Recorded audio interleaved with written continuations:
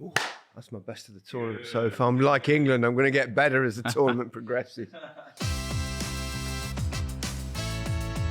Hello and welcome to the Rest is Football with Alan Shearer and me, Gary Lineker. No Michael Richards today. He's flying back to Germany. I think his flight got cancelled last night. So he's had to get a different flight this morning. Hopefully he'll make it in time for the game tonight, which we're doing on BBC One. We'll talk about the Scotland game from last night shortly, Alan, but before we do that, I want to start with some very important, very, very good news. Yesterday, I got a text message yesterday from Janet Hansen, Alan's wife, saying that he'd been discharged from hospital, that he'd gone home. I also saw that Liverpool put out a tweet saying exactly the same thing. What an amazing piece of news! Yeah, that was great, wasn't it? I saw it when it came out. Or you told us, didn't you, at breakfast that you'd had a text message. So that was a great start today. And as usual, Mr. Hansen's timing was impeccable. Yeah. So he could get home, watch his team get knocked out. But unfortunately, they didn't produce the goods for him. But great news that he's on the mend and he's back home. I mean, amazing. I'm not going to share who this was, but I got a call 2 weeks ago during the period when we knew Alan was really struggling, from somebody asking me to come on and talk about the fact that there's about to be announced that Alan's left us. And I genuinely kind of broke down, and then an hour later people say, no, hang on a minute, that's not quite the case, but he's pulled through. He's pulled through, and it's fantastic. Amazing news. Great amazing news. So, I hope you listen now. Yeah. Well done, mate. It's great to have you back with us.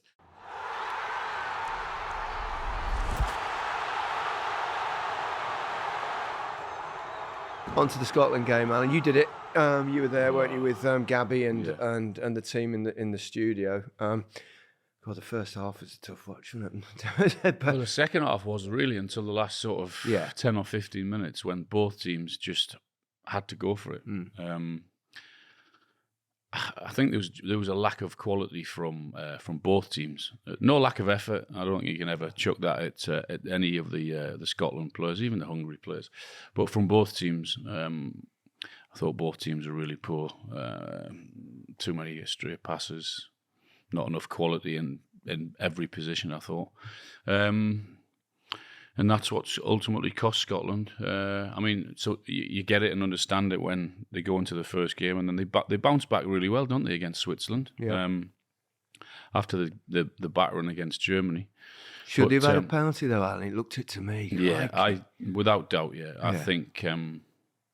there's no doubt about it, that was a penalty for me. I did think that originally he was offside. That's what I thought. We were watching it here and we've all gone, that's a definite, it must have been offside, and that's why they've not given it. But no, I asked the guys to check it, and they said to me they didn't think it was offside. So the assistant and the referee both, and the VAR, both, or all of them, don't think that. For me and for the rest of the guys who I was working with last night, I mean, everyone in the room thought it was a penalty. Everyone here thought it was a penalty if it wasn't offside, which it wasn't. It wasn't offside. No. Yeah, definite penalty. It should have been for me. Big blow for them, and it's a shame. I mean, Berlin's been amazing. Even there's so many fans walking around, and wherever the games are, I saw so many Scottish fans yesterday, and a bit of hope, and they were amazing and. Gutted for them. Really. Yeah, I think. I mean, if the Scotland players had played as well as their fans have, then they'd have won the group. They were. I mean, wherever I went, even here in Berlin, the atmosphere of them all, in terms of having a great time, having a laugh, having a party, the behaviour was great. They even got an invite back, didn't they? From I think it was the mayor of Cologne said that they would love the Scottish to go back. I'm not surprised with the money that they would have spent on the drink. Good for business. But they were absolutely bloody brilliant, the Scotland fans, and when they sing that Flower of Scotland, I mean, great, isn't it? That's like goosebumps, isn't it? Tingly. It was superb. Yeah. And you see some of them singing it with such passion, belting it out at the top of their voice. But I think the top and bottom of it is just they don't have enough quality, unfortunately. I said to David Moyes last night, what's happened? Because when you look throughout the years, the great players, Scotland and we've mentioned one already, haven't we? Hansen and Souness and McCoist, and all of these guys. Where are they now? Well, I know they've got Robertson and McGinn and maybe McTominay, but no, there's. I know they've had injuries and what have you, suspension after the first game. But Tierney was a bad blow, wasn't he? They just haven't got. There's not enough quality there, unfortunately. Yeah, no, it's a real shame. Do you think there's anything he could have done different as a coach? Probably not, really. I don't think so. No, I think in the main he's done a really good job, Steve. Yeah. I think it's sort of success in itself getting to a tournament for Scotland. Although, you look perhaps like someone like Croatia, similar size, really, as a country, and a bit bigger, I think, Scotland, population, I think about 5 million. And they always, as you quite rightly said, they used to produce some great players. I mean, they've never had quite enough in one team to take them long in a tournament. Obviously, they've never qualified to a group stage. But yeah, it's for a country that's so kind of enthusiastic, in love with the game of football, that you would think they'd perhaps produce a few more players. David says he just thinks it's just lack of investment in youth football and youth facilities and all of that and pitches, and it needs a huge injection of cash for them to start again, because they're just not producing enough players. Yeah, it's a shame. It's a shame, but they've gone.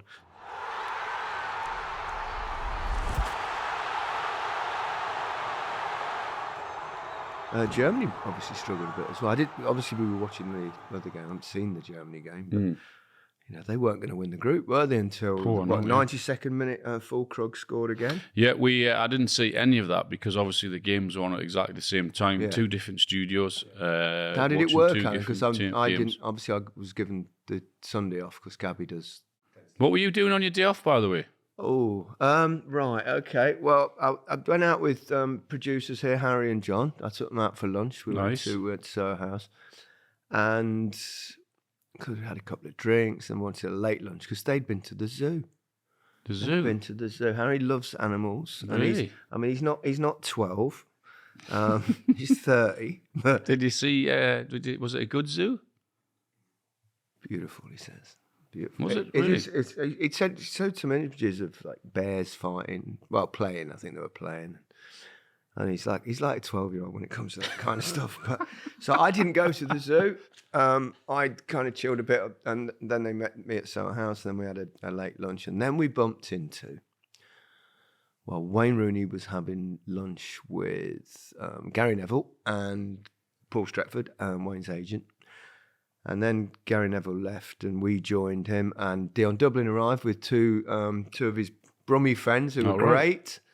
And let's say lunch went into the night, and then we came back here. Wayne Rooney and Paul joined us to watch the Scotland game. I've missed out on a good afternoon then. I've been working. Really Someone's got to work, lads. Jeez. Hence, I'm a little bit croaky and a tad groggy this morning. But I tell you, Wayne was in magnificent form, telling us all sorts of stories all day. He's a great lad, Yeah, he's great company. He's a great storyteller. Yeah. Fantastic stuff. So that's lucky what boys we did yesterday. But back to work today. Yeah. Back to work for the game later on. Italy, Croatia later, and that's the same group as Spanish, isn't it? Yeah, Albania. And should England, I think, win the group and then win the last 16 game, which hopefully they will, probably play Italy or Spain. So we'll have a good look at that on the hope and expectation that England find their form and march through. Made the headlines again. Because journalists being what journalists are, and they kind of can be a bit tricky on these things, trying to wind up our footballers. So yeah, we've been obviously critical of England's performance, as has pretty much every journalist. But you know what happens, Alan? It's happened to you. It's happened to me over the years. You're a player and you sit there and it's your turn to face the press. And at some point, one of the press says, so-and-so's been critical of you. And they've not heard it. I've not heard it. I remember it happened to me in 86. You remember Mike Shannon? Yeah. He was doing a bit of punditry, and he said, "Oh, the boy lineator is not running around and all this kind of stuff." And then it happened with Jimmy Greaves. I remember, I think it was Italian 90. He said, "Well, he's struggling. It looks like he's never really been the same since he recovered from hepatitis 2 years before." So journalists then will use that quote and they'll go, "Did you know so-and-so said this?" And they've obviously done that to Harry Kane yesterday. Lineker said, what was it? Lineker said England was shit, blah, blah, blah. What was it? You heard it. I watched it live on my phone, yeah. Lineker, what do you think? Lineker said on his podcast, "You were shit, and should he stick to flogging crisps?" And then the journalist, we've talked about this a few times before, I think, on the podcast, about this thing about journalists not brave enough to ask their own questions. Because I can guarantee you that whoever that, I don't even know it was, but he would have probably been critical himself. Yeah. But I think they do it, A, to stir the pot, and B, because they're too scared to ask a question from their own selves. So I get it, and it puts Harry on the spot. But I actually thought he answered it fine with one or two bits in there, but it's not easy when you're thrown that kind of thing. We've both been there as England captains when you've sat in front of the media when England have not played well at all, or you as an individual have not played well. And I would have answered the question in exactly the same way as England captain as Harry did yesterday.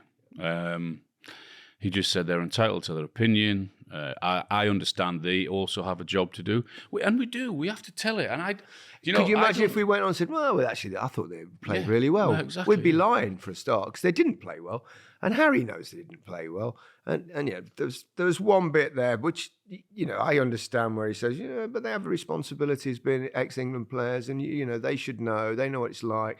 It's not like they've ever won anything or worse to that effect. So, fine. And he's absolutely right.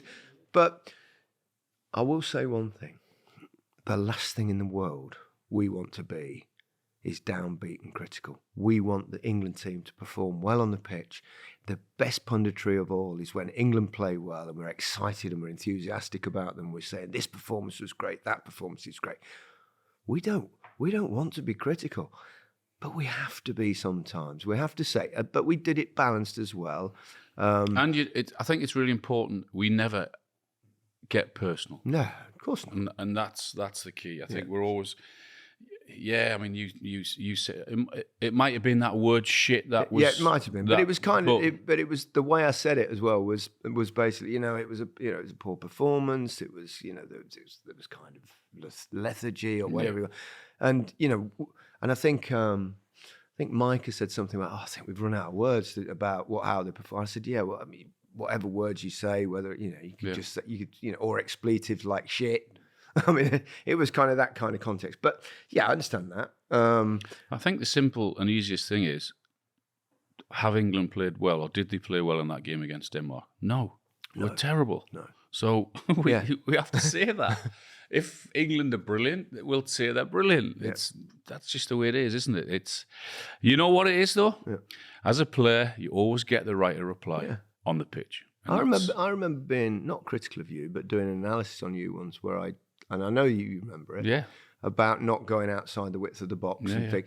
And I think you've talked with about Harry Kane on BBC, where you had this brilliant thing where you showed about the pressing and how if he did a certain way of pressing and stuff like that. So yes, we were critical, and no one's above criticism, and Harry will know as well. He will know as well. But he's put on the spot there, and it's all part of the fun of a major tournament. He actually said he's actually ahead of where he was the last time because he hadn't scored in the group games. Yeah. Yet then when the knockouts came, he bang, bang, bang, bang. And so he's actually one ahead of where he was, albeit he hasn't played particularly well. And he'll be the first to tell you that. The England team haven't played well other than the first 35 minutes of the first game against Serbia. So I've no problem with what he said, and I wouldn't take anything back we said. England were really poor. And I think the vast majority of the journalists, well, all of them, and the vast majority of the country, and even the boys themselves in the squad will know they were awful against Denmark. They weren't. You'll be on the front pages tomorrow. There wasn't hardly any positives. You wait to the press conference later on. But we also said, didn't we, that one spark, and that could easily kick them off and start the tournament. So I've no problem with it at all. It's fine. And you know, and I know, that there's no way that the players would have been listening to the entirety of our comments, whether it be on television or here on The Rest is Football. You know that they would have, people said, oh, they're having a bit of a pop at you, and that fine. But they won't know the nuance, and they won't know the balance, and how we've, always balanced it by saying they could do better. It's never personal. We've actually said we think really it's come from the top, not the players, because they look a little bit lost on the pitch tactically. Harry said it himself, cryptically, sort of, didn't he? We don't really know how we're doing it, how we're pressing as a team. So, he can't ever say. He even said it again yesterday. He said it sort of confused us a bit when both teams playing three at the back, and we struggled to play against three at the back, and that might change against Slovenia because they may go in with a 4. And I felt, I'm not quite sure of those comments, because England, the draw's been made for a while now, so I'm sure they've been planning to play against a 3. Yeah. So even those words were slightly worrying, I guess. But you always get the right to reply as players and the team. You go into the next game, you win the game, and you just carry on and move on. Yeah, that's tournament football. And we know what we want to do. We want to. Well, we're not doing obviously Slovenia game, but we'll be watching it. Yep. And what we want, and then we'll do punditry after it. Yep. And both on TV and here. And what do we want? We want a great performance. We want to talk. We want to eulogise. We want to get excited about the fact that England are playing well. But I think, but the comments behind it all, it suggests a lack of tactical nous, and the players. If the players saying we're a bit confused, that is concerning. Yeah, but the players were leggy. They had no energy. Yeah. They've had no energy. There were so many misplaced passes. They didn't know when and how to press. So what are we meant to say? No, that they were really good, Alan. Come on. They were really good, actually. I think he's got a point. You should stick to flogging crisps.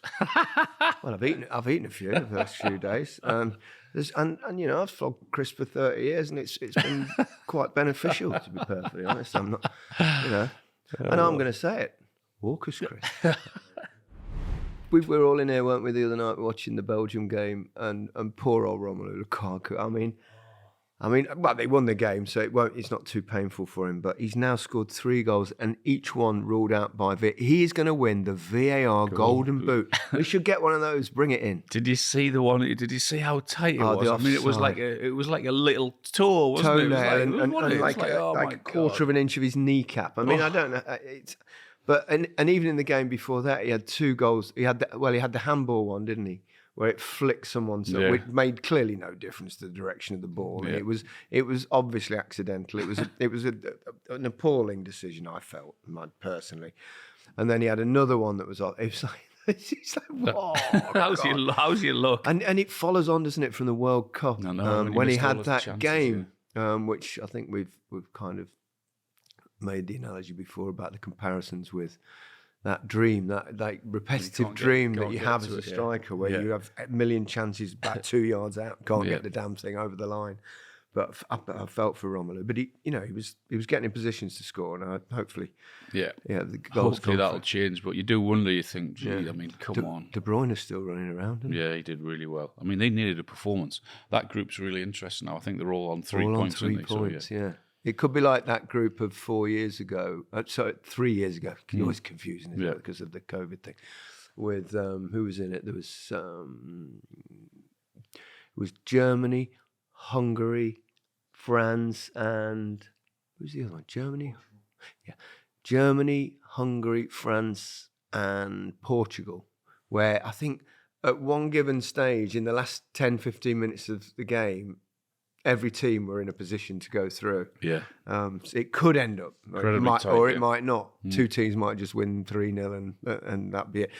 I suspect Belgium, I mean, it's not... Do you think they've got in? Probably not at the back. They had chances against them. So. I would look at them defensively and think, I'm not sure about those defensively. I think they'll get through the group stage. Yeah. I'm not sure they'll go all the way. Yeah. I don't think they'll have enough. No. I just want to change the subject a little bit away from from the Euros? Just something before we go, because I think it's important. Out here in Germany, we're here for the BBC, of course. It's great to see the joy, the excitement of football, that obviously it gives people real party atmosphere, fans mix in, enjoying the games, etc.